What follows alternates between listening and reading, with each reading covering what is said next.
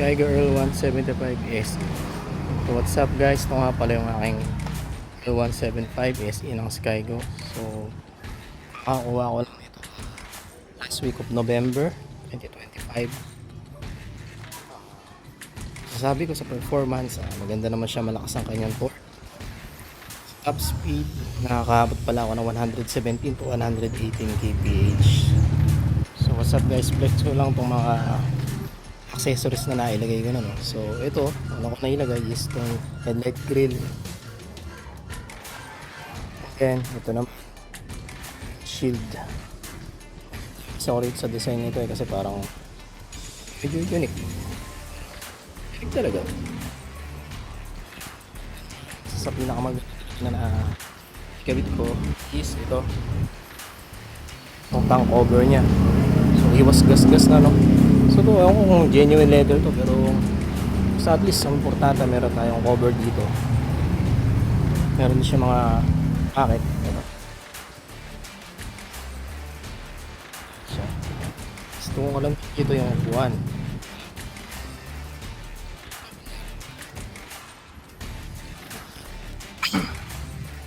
Ito naman yung kanyang shock, meron siyang baso, no? Design. So, sa makina niya 62.5 mm yung bore at yung stroke niya naman is 56 mm. So ito lang medyo hindi ko nagustuhan dito is ito, tensioner nakatago rito sa may starter motor. And gusto ko rito isa pa to, taillight nya. Yung taillight nya minimal, no? Very minimal. Is side ay mga turn signals nya is laki. Okay na rin. Sure. Haba siya, no? Pero shape siya ng bullet pipe. At medyo iba rin yung turog nito.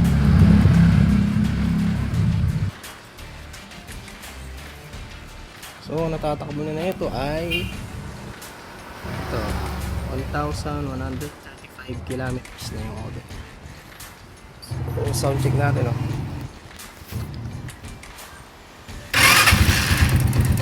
Yun lang. Medyo marigitig siya sa umpisa, pero dito nakakakyat yung kanyang langis head.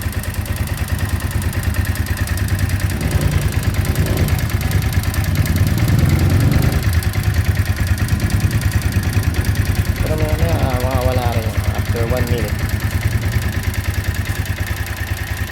Ito pa, ito gusto ko rin sa kanya, ito kanyang front fender. Kaso nga lang kapag basa, maulan, pati lamsik.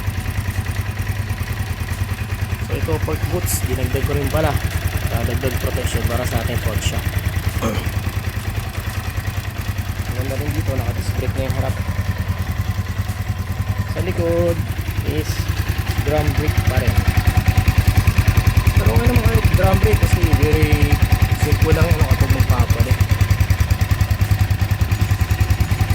Ang tire niya sa likod is nasa 110/80 by 17. Sa harap is 90 by 90 by 17 naman.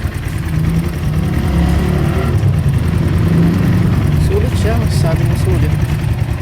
Ano, tingnan na, sound check na natin.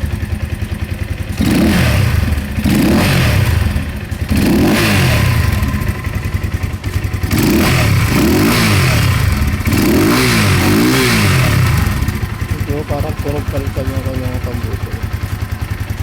So ito lang guys, test ko lang siya. Thanks for watching. Subscribe kasi marami pa tayong mga balak na gawin dito.